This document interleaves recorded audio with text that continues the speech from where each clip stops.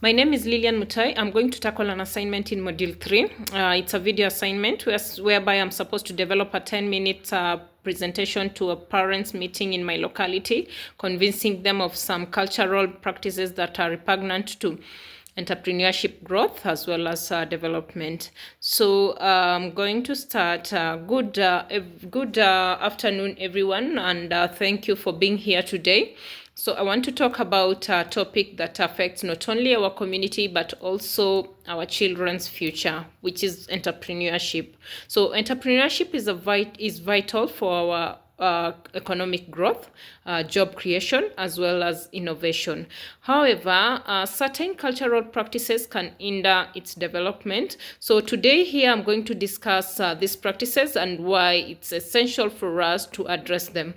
So it's very important to understand the culture's role in entrepreneurship, and this culture encompasses of values, beliefs, as well as behaviors that are shared by a certain community. So it shapes how we view risks, innovation, and as well as business ownership. So a supportive culture can foster entrepreneurship, while a restrictive one can stifle it. So cultural practices that are hindering entrepreneurship includes risk aversion.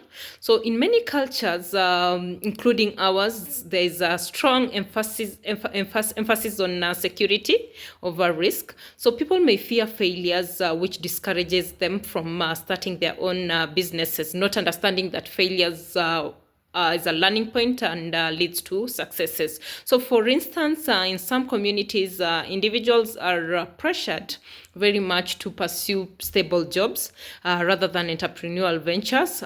This risk aversion can lead to lack of innovation as well as lack of economic growth. So Another issue or cultural practice that hinders entrepreneurship is a negative attitude towards innovation. So cultures that resist change often discourages new ideas and technologies. So this can create an environment where innovation is viewed as skepticism. So considering some communities that prioritize traditional practices over modern solutions, entrepreneurs in these areas may struggle a lot to introduce a new product as well as service, leading to a stagnation. So we have religious as well as moral constraints. So certain religious beliefs may impose restrictions and entrepreneurial activities, particularly in industries like nightlife or gambling. So in communities with such strict moral guidelines, individuals may feel compelled to avoid businesses that conflict with their values, limiting their entrepreneurial options, as well as venturing into innovation. So we also have language and communication barriers.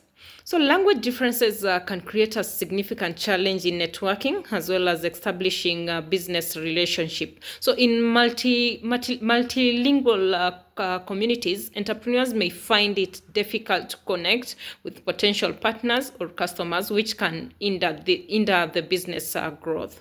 So on another note, we have family as well as social expectation. So cultural norms regarding family roles can limit entrepreneurial pursuits, especially for women. So in some cultures, women are expected to prioritize on family responsibilities over career ambitions. So this can lead to lack of female entrepreneurs and diverse businesses perspectives. We also have lack of supportive networks. So in cultures where there are weak social networks, entrepreneurs may struggle to access resources as well as mentorship and funding. So for instance, in communities without established business networks can make it challenging for aspiring entrepreneurs to find the support they need to succeed. On another note, we have education and training deficiencies.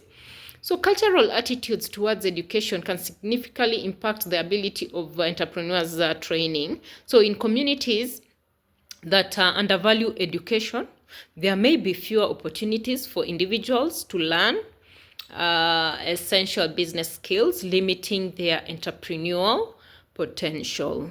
So I'm going to give solution and some recommendations that we should consider here. So and this the solution is going to be encouraging, as well as I'm going to have it being open-minded. So we must foster a culture that embraces change and innovation. So this means encouraging our children to think creatively and take a calculated risk. So we also have to promote education. So integrating entrepreneurship education into our school curriculum can equip our children with the skills they need to succeed in businesses.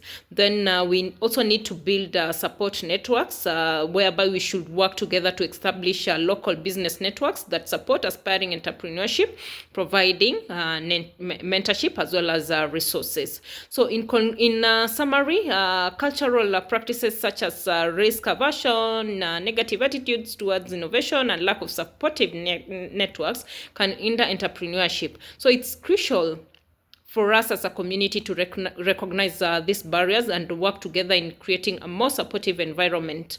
So I urge each one of you to consider how we can collectively promote a culture that nurtures entrepreneurship for the benefits of our children as well as our community. Thank you for listening to me. Thank you.